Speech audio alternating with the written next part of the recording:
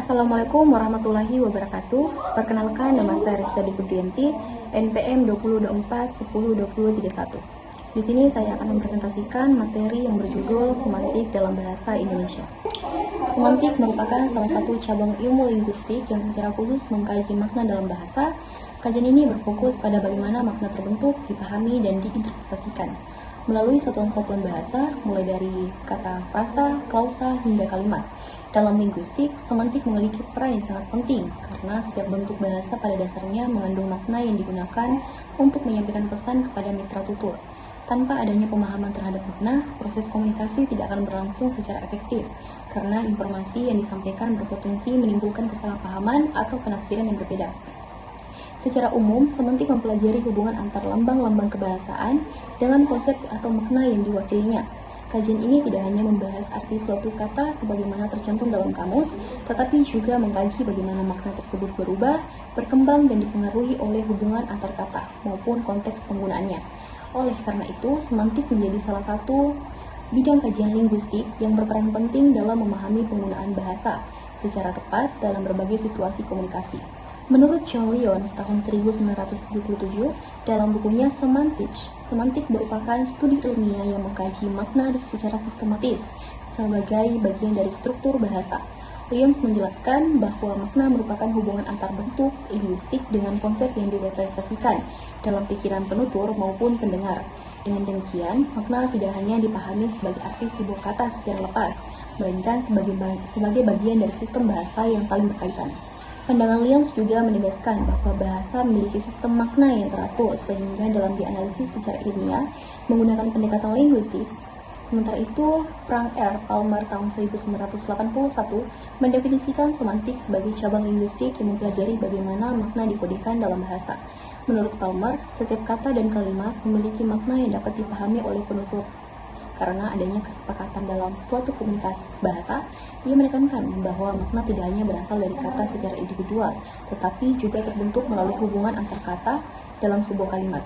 Oleh sebab itu, analisis semantik tidak cukup dilakukan pada tingkat leksikal saja, melainkan juga perlu memperhatikan struktur kalimat dan hubungan antar unsur bahasa yang membentuk makna secara keseluruhan. Pendapat yang lebih luas dikemukakan oleh D. Alan Cross tahun 2000 yang menyatakan bahwa semantik merupakan kajian mengenai berbagai aspek makna yang terdapat dalam bahasa. Cross menjelaskan bahwa makna tidak berdiri sendiri, melainkan memiliki hubungan dengan makna kata lain.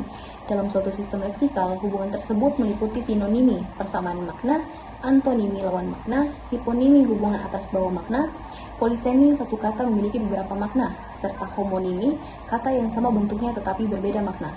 Menurut Cross, pemahaman terhadap relasi makna tersebut sangat penting karena dapat membantu menjelaskan bagaimana suatu kata digunakan dalam konteks yang berbeda tanpa kehilangan identitas maknanya. Selanjutnya ada Stephen Keith Levinson tahun 1983 berpendapat bahwa pemaknaan suatu ujaran tidak dapat dilakukan dari konteks penggunaannya, meskipun semantik berfokus pada makna yang bersifat konvensional atau tetap. Dalam praktik komunikasi, makna seringkali dipengaruhi oleh situasi, latar belakang pembicaraan, hubungan antar peserta tutur, serta tujuan komunikasi. Oleh karena itu, Levinson menjelaskan bahwa kajian semantik memiliki hubungan erat dengan pragmatik, yaitu cabang linguistik yang mengkaji makna berdasarkan konteks penggunaan bahasa. Menurutnya, pemahaman terhadap suatu ujaran akan menjadi lebih lengkap apabila aspek semantik dan pragmatik dipelajari secara bersamaan. Dalam kajian linguistik Indonesia, Abdul Khair tahun 2013 mendefinisikan semantik sebagai cabang ilmu bahasa yang mempelajari hubungan antar tanda-tanda linguistik dengan makna yang dikandungnya. Khair menjelaskan bahwa makna dalam bahasa Indonesia dapat dibedakan menjadi beberapa jenis, seperti makna leksikal, makna gramatikal, makna kontekstual, makna kontekstual, makna denotatif, makna konotatif, dan makna asosiatif. Pembagian tersebut menunjukkan bahwa makna bahasa bersifat kompleks karena dipengaruhi oleh struktur bahasa, proses pembentukan kata, maupun konteks sosial budaya tempat bahasa digunakan. Selain itu, Geoffrey Leach tahun 1981 mengemukakan bahwa makna tidak hanya terdiri atas makna kontekstual, tetapi juga mencakup makna konotatif, makna sosial, makna afektif, makna reflektif, makna kualitatif, dan makna tematik. Menurut Leach, setiap jenis makna memberikan kontribusi yang berbeda terhadap proses komunikasi, sehingga pemahaman terhadap berbagai jenis makna sangat diperlukan dalam analisis bahasa. Tory Ledge menunjukkan bahwa makna suatu ujaran tidak hanya dipengaruhi oleh artis kamus, tetapi juga oleh nilai rasa, hubungan sosial, dan tujuan komunikatif tertentu. Berdasarkan berbagai pendapat para ahli tersebut, dapat disimpulkan bahwa semantik merupakan cabang linguistik yang mempelajari makna bahasa secara ilmiah, baik makna yang terdapat pada kata frasa, klausa, maupun kalimat.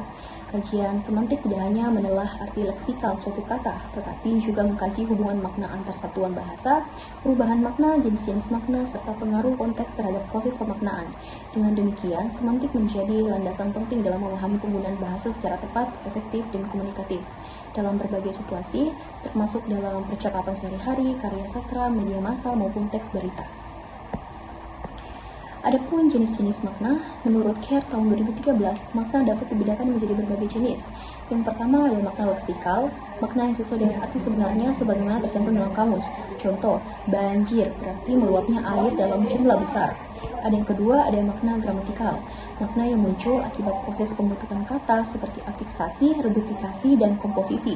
Contoh, memperbaiki bermakna melakukan tindakan membuat sesuatu menjadi lebih baik. Dan yang ketiga adalah makna kontekstual, makna yang dipengaruhi situasi penggunaan bahasa. Contoh, pasar sedang lesu. Kata lesu tidak berarti sakit, tetapi menunjukkan kondisi ekonomi yang menurun. Adapun relasi makna, menurut Krauss tahun 2000, hubungan makna meliputi sinonimi, antonimi, hiponimi, polisemi, dan homonimi. Hubungan makna tersebut membantu memahami keterkaitan antar unsur bahasa. Berdasarkan hasil analisis terhadap teks berita yang berjudul "Pemerintah Kembali Menyalurkan Bantuan Pangan kepada Masyarakat untuk Menjaga Daya Beli dan Mengurangi Dampak Kenaikan Harga Kebutuhan Pokok", dapat diketahui bahwa teori-teori semantik yang dikemukakan oleh John Lyons tahun 1977 dan Frank R. Palmer 1991, D. Alan Krauss tahun 2000, Stephen K. Levinson tahun 1983, dan Abdul Khair tahun 2013 memiliki keterkaitan yang erat dengan penggunaan bahasa dalam teks berita. Analisis menunjukkan bahwa setiap pilihan kata yang digunakan oleh penulis berita tidak hanya menyampaikan informasi secara faktual, tetapi juga mengandung makna tertentu yang dipengaruhi oleh struktur bahasa, hubungan antar kata, serta konteks sosial yang melatar belakangi pemberitaan tersebut. Menurut John Lyons tahun 1977, makna merupakan unsur utama dalam sistem bahasa yang berfungsi sebagai penghubung antar bentuk linguistik dengan konsep yang dipahami oleh penutur maupun pembaca. Lyons menekankan bahwa setiap kata memiliki makna kontekstual yang menjadi dasar dalam proses komunikasi. Hal ini tampak pada penggunaan kata bantuan dalam teks berita. Secara kontekstual, kata tersebut memiliki makna sebagai sesuatu yang diberikan kepada seseorang atau kelompok untuk meringankan beban atau memenuhi kebutuhan tertentu. Dalam konteks berita, kata bantuan tidak hanya dipahami sebagai pemberian secara umum, tetapi secara khusus merujuk pada program bantuan pangan yang diseluruhkan pemerintah kepada masyarakat. Dengan demikian, makna kontekstual yang dijelaskan oleh Lyons menjadi landasan bagi pembaca dalam memahami isi berita secara tepat. Selanjutnya, Frank R. Palmer tahun 1981 menjelaskan bahwa makna dalam suatu kalimat tidak terbentuk dari arti masing-masing kata secara terpisah, tetapi juga dari hubungan antar kata yang membangun struktur kalimat. Makna sebuah kalimat merupakan hasil dari keterpaduan unsur-unsur bahasa yang saling melengkapi pada teks berita yang dianalisis. Hubungan antar kata menyalurkan bantuan masyarakat, menjaga daya beli, membentuk satuan kesatuan, makna yang utuh. Kata menyalurkan menunjukkan tindakan atau aktivitas pemerintah, sedangkan kata bantuan berfungsi sebagai objek yang diberikan kepada masyarakat. Selanjutnya, frasa menjaga daya beli menjelaskan tujuan dari tindakan tersebut, yaitu mempertahankan kemampuan ekonomi masyarakat dalam memenuhi kebutuhan pokok. Hubungan sintaksis antar kata inilah yang menghasilkan informasi yang jelas dan mudah dipahami oleh pembaca. Teori yang dikemukakan oleh D. Alan Krauss tahun 2000 mengenai relasi makna juga terlihat jelas dalam hasil analisis. Krauss menjelaskan bahwa makna suatu kata tidak dapat dipisahkan dari hubungan makna dengan kata-kata lain dalam sistem leksikal. Dalam teks berita ditemukan beberapa bentuk relasi makna seperti sinonimi, antonimi, dan hiponimi. Kata bantuan memiliki hubungan sinonimi dengan kata pertolongan atau dukungan karena sama-sama menunjukkan tindakan membantu pihak lain. Selanjutnya terdapat hubungan antonimi antar kata, kenaikan dan penurunan.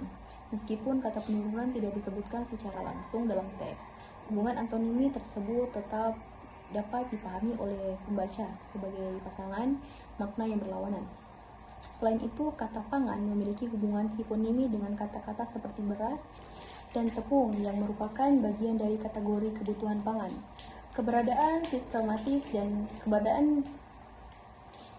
keberadaan relasi makna tersebut membantu pembaca memahami isi berita secara lebih sistematis dan memperjelas hubungan antar unsur bahasa yang digunakan.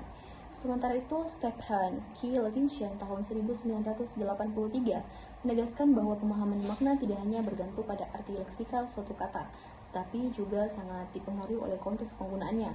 Dalam teks berita, frasa daya beli tidak dimaknai secara harfiah sebagai kemampuan seseorang untuk melakukan aktivitas membeli, melainkan merujuk pada kemampuan ekonomi masyarakat dalam memenuhi kebutuhan hidup. Demikian pula dengan frasa, kenaikan harga kebutuhan pokok yang tidak sekedar menunjukkan bertambahnya harga suatu barang, tetapi menggambarkan kondisi ekonomi yang dapat mempengaruhi kesejahteraan masyarakat. Oleh karena itu, konteks sosial, ekonomi, dan kebijakan pemerintah menjadi faktor penting dalam menentukan makna yang dimaksud oleh penulis berita. Penjelasan Levinson menunjukkan bahwa pemaknaan suatu ujaran akan lebih akurat apabila memperhatikan situasi dan latar belakang komunikasi. Selain teori para ahli tersebut, hasil analisis juga memperlihatkan kesesuaian dengan konsep semantik yang dikemukakan oleh Abdul Khair tahun 2013. Mengenai jenis-jenis makna, Khair menjelaskan bahwa makna dalam bahasa dapat dibedakan menjadi makna leksikal, makna gramatikal, dan makna kontekstual. Ketiga jenis makna tersebut dapat ditemukan dalam teks berita yang dianalisis. Makna leksikal tampak pada kata bantuan yang secara umum berarti sesuatu yang diberikan kepada pihak lain untuk meringankan beban.